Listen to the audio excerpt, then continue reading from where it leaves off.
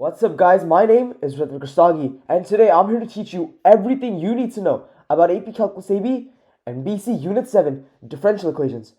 And if you haven't already, please go to the description right now and get my free AP Calculus AB and BC books because those books have everything you need to know to get a 5 and an 8 in your class. So what are you waiting for? Get it right now. And now let's begin immediately with Unit 7. So a differential equation gives us an equation that represents the rate of change of a variable with respect to another, such as dy over dx equals to x squared or anything. Those are all differential equations as long as they have dy over dx on one side and an expression on the right. Now let's learn about slope fields. Well, the slope field represents the slope of a differential equation at many points. And basically, to make the slope field, right, you simply plug in points into your differential equation. And then whatever that slope is, you graph it at that point.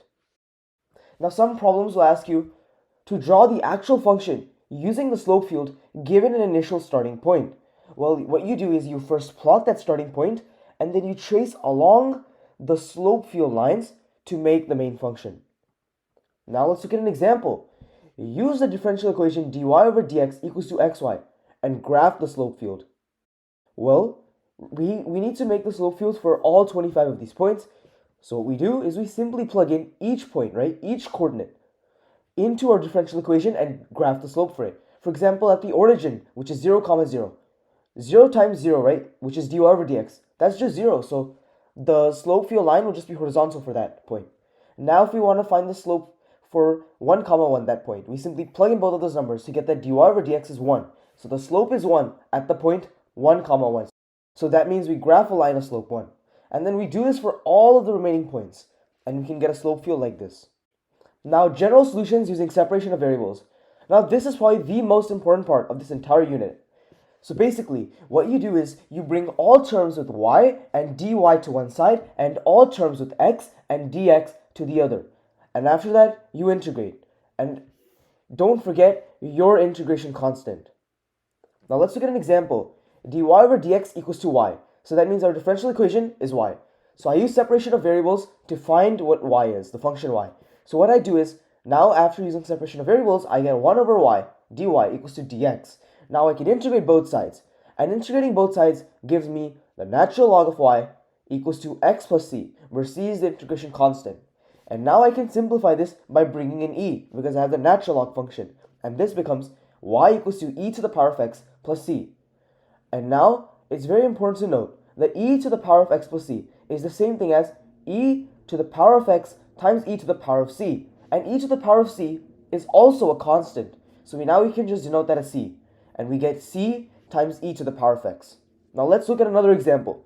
So dy over dx equals to 2x over 3y squared. So again, I bring all terms with the y to one side and all terms with x to one side. And I get 3y squared times dy equals 2x dx.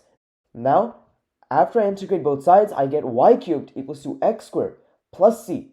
And now I can take the cube root of both sides to get y equals to the cube root of x squared plus c. Now, dy over dx equals to 6x times y minus 4. Again, all terms with y and dy on one side, all terms with x and dx on the other. So now I get 1 over y minus 4 dy equals to 6x dx. Now I integrate both sides. And after I integrate both sides, I get the natural log of y minus 4 equals to 3x squared plus c. Now I bring in my e again, and I get y minus 4 equals to e to the power of 3x squared plus c. And again, e to the power of 3x squared plus c is the same thing as e to the power of 3x squared times e to the power of c. So now we can again denote e to the power of c as the constant c, and we're left with 4 plus c times e to the power of 3x squared. Now, find the function y, right? Given that dy over dx equals to 2x over e to the power of 4y and y of 0 equals to 1. Now in this situation, we want to find the particular solution. Whatever we found so far, all those examples gave us the general solution, because the general solution involves the integration constant. But now, using y of 0 equals to 1, first step for this problem, we will normally use separation of variables to solve the differential equation, and then we will plug in the point 0, 1 to find the integration constant c. So let's do the problem now. So I can rearrange this to get e to the power of 4y dy equals to 2x dx. Now I can integrate both sides to get e to the power of 4y divided by 4 equals to x squared. Now I multiply both sides by 4 to get e to the power of 4y equals to 4 times x squared plus c, and now I can raise both sides to the power of 1 over 4, and this makes e to the 4y become e to the y. And then we have 4 times x squared plus c raised to the power of 1 over 4. And now I can take the natural log of both sides to get y equals to 1 over 4 times the natural log of 4x squared plus c. And note that I just wrote c because originally in the factored expression we had 4 times c, which is 4c, and that's also a constant. Any constant multiplied to a constant is a constant, so we can just denote it as c. Now using what we just found, I substitute the point 0, 1 because we're given that y of 0 equals to 1. So I substitute that point in, and then I can solve for c, which is the integration constant, to find that it is e to the power 4 over 4. And now I substitute that back into my expression to get y equals to 1 over 4 times the natural log of 4x squared plus e to the power 4 over 4. Now, exponential models with differential equations. Now, basically for these problems, you'll be given word problems, and then your goal will be to turn it into a differential equation. Just remember that a growth model has a positive exponent since it goes up over time, and a decay model has a negative exponent since it goes down over time. And just remember that dy over dt equals to ky has a solution of y equals to c times e to the power of kt, where k is a constant. Now a common exponential model is the half-life. The half-life represents the time required for half of something to happen. So what you do to solve this scenario is to plug in key points to solve this problem. For example, at the time 0, you will have all of everything. So that's a very good point to plug in, t equals to 0. Now let's look at an example. A radioactive substance has a rate of decay that can be modeled using the equation dy over dt equals to ky. K is a constant and k is a variable measured in years, and the half-life of the substance is 100 years. In that case, what is k, the constant? Well, first thing, so we know that in 100 years, half of this substance will be left. So now let's solve this differential equation to get an expression for y. I already showed you the equation that we get for this differential equation, but I'm still going to solve it to show you how it's done.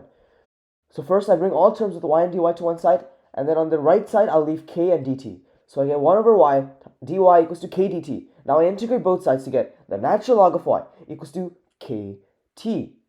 And now I bring in my e to get y equals to c times e to the power of kt. If we plug in t equals to 0, we get that y equals to c, which means that initially there's c amount of it left. And since we know that the half-life is 100 years, that means after 100 years, c over 2 will be left.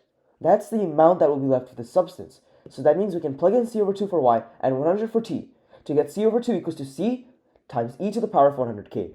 Now I can cancel out c from both sides to get 1 over 2 equals to e to the power of 100k. And now I can take the natural log of both sides to get 100k equals to the natural log of 1 over 2, and I divide both sides by 100 to get my final answer. Now Euler's method is a topic from AP Calculus BC only, so if you're an AB, I'll fast forward the video a little bit.